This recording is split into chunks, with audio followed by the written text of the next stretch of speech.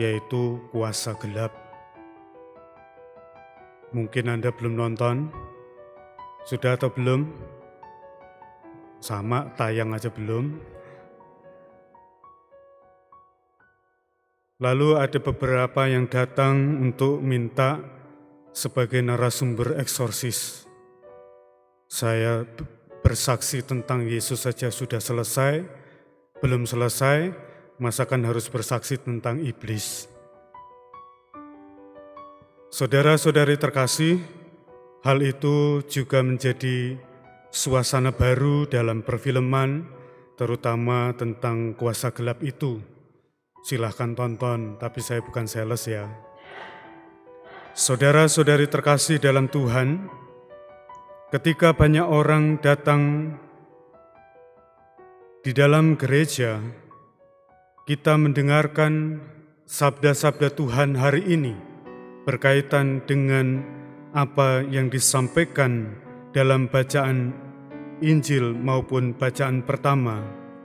Ketika Yesus mengatakan bahwa pada hari ketiga anak manusia itu akan bangkit. Dan itu dikatakan Yesus pada saat masih bersama-sama dengan para muridnya dan belum menderita sengsara, wafat dan bangkit. Hal ini menjadi selaras dengan apa yang dikatakan dalam kitab kebijaksanaan, bahwa siapapun orang yang baik akan dihadang oleh mereka, dan pelanggaran-pelanggaran yang dituduhkan kepadanya supaya dipersalahkan kepada orang baik itu. Dan hal itu adalah untuk menguji kedatangan orang baik itu. Di dalam kitab kebijaksanaan dikatakan di sana bahwa jika orang benar itu sungguh anak Allah, niscaya Allah akan menolong dia serta melepaskannya dari tangan para lawannya. Hal ini merupakan nubuatan di mana apa yang akan dialami oleh Kristus sungguh-sungguh terjadi, dan kita melihat dalam kitab kebijaksanaan itulah orang-orang senantiasa menghadang orang baik, dan orang-orang baik selalu dinyatakan oleh mereka dengan suatu ujian, pelanggaran, dan dipersalahkan dosa-dosa, dan kemudian menerima cacian, makian, atau lain sebagainya demi menguji siapa yang baik yang datang dari Allah. Hendaklah kita menjatuhkan hukuman mati keji terhadapnya, sebab menurut katanya ia pasti mendapat pertolongan. Hal itulah yang sering kali dilakukan oleh banyak orang ketika ada orang baik di sekitarnya. Seringkali pula kedatangan orang baik tidak begitu gampang diterima, dan kedatangan orang baik seringkali menjadi tempat bagi mereka untuk melakukan pengusiran. Bahkan para nabi sendiri yang datang di antara mereka mendapatkan hal-hal yang tidak mengenakan tersebut. Di dalam bacaan kedua hari ini, ketika kita mendengarkan di mana ada iri hati dan mementingkan diri sendiri, di situ ada kekacauan dan segala macam perbuatan jahat. Rasul Yakobus mengingatkan kepada kita semua sebagai umat beriman agar hidup tetap dalam damai dan dalam sukacita, karena kebangkitan Kristus menjadi cara kita hidup untuk memuliakan Allah dan memuliakan cara hidup kita masing-masing. Ketika banyak orang membenci Yesus, mencaci maki Yesus, bahkan mencaci maki ajaran gereja, mengolok-olok ajaran gereja, umat tetap diharapkan bersabar dan diam, tidak melakukan apa-apa yang berkaitan dengan kejahatan. Bahkan untuk membalas itu, hal tersebut tidak diperkenankan. Jadi, biarlah orang-orang mencaci, mengolok-olok, dan lain sebagainya, tetapi kita sebagai umat beriman yang tahu bahwa akan keselamatan itu terjadi atas hidup manusia, kita sebagai orang Katolik tetap bersabar dan diam. tidak perlu bereaksi. Sebab ketika kita bereaksi, disitulah timbul iri hati, mementingkan diri sendiri, membenarkan diri sendiri, dan di situ pula lah ada kekacauan dan segala perbuatan jahat semakin terjadi.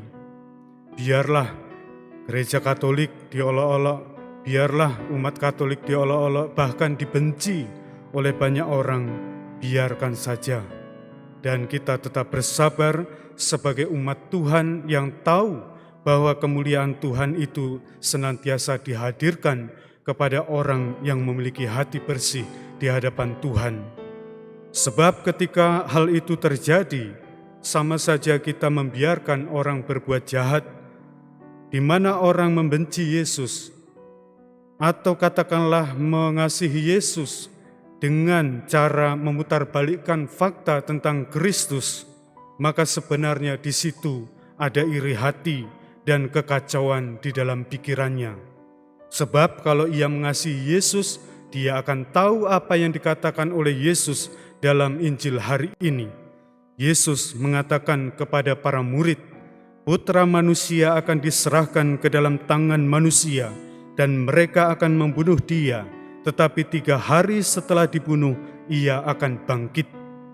Maka siapa yang menolak kebangkitan Kristus, dan siapa yang mengatakan Yesus itu tidak bangkit dari antara orang mati, dan mengatakan Yesus hanya sekedar nabi, dan ia mengatakan bahwa Yesus mengasihi atau dia mengasihi Yesus, itu sudah salah kaprah dengan apa yang dikatakan oleh Yesus.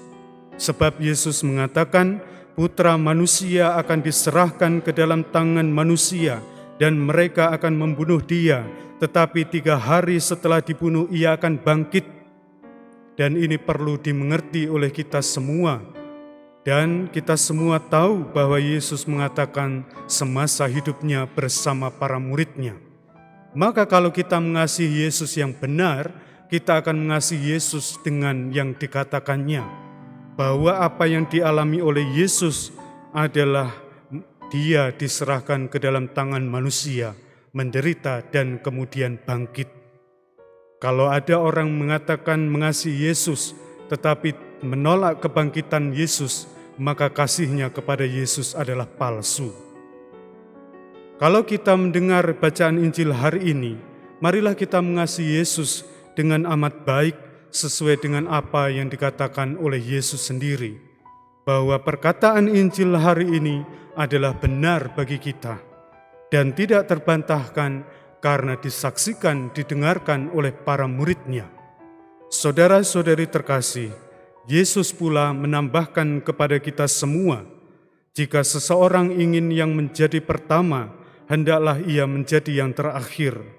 Dan Yesus mengambil seorang anak kecil sebagai contoh untuk kita lihat bahwa ketika orang mengasihi Yesus, maka ia akan menaburkan perbuatan-perbuatan baik. Ia tetap akan menjadi pelayan yang baik. Seperti apa yang disampaikan oleh Paus Fransiskus, taburlah setiap kebaikan itu tanpa kita perlu melihat apa yang akan terjadi atas kita. Jangan lelah menaburkan kebaikan, teruslah menaburkan kebaikan, karena Tuhanlah yang akan bekerja untuk siapa yang menaburkan kebaikan.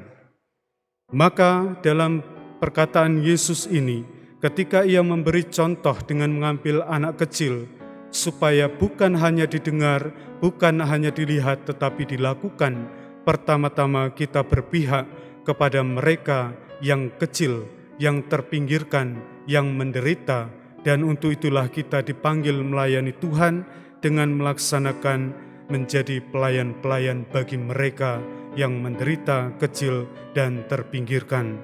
Itulah tugas kita untuk terus-menerus bersaksi bahwa Yesus sungguh-sungguh membuat kita menjadi pelayan-pelayan yang murah hati. Tuhan memberkati.